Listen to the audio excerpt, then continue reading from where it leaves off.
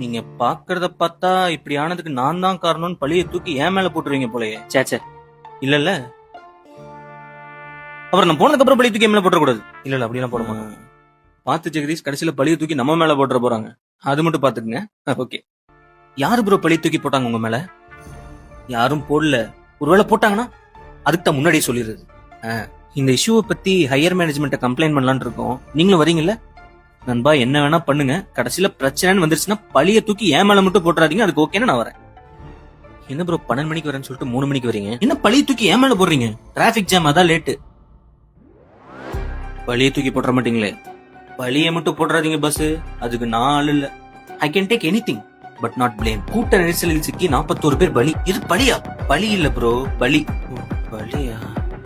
என்ன வச்சு ஸ்டோரி போடலாம், ரீல் போடலாம், ஏன் இன்ஸ்டன்ட் கூட போடலாம். ஆனா பழிய மட்டும் போட்டுற கூடாது. அப்படி போட்டானவே மவனே அந்தர் பல்ட்டி தான். இப்ப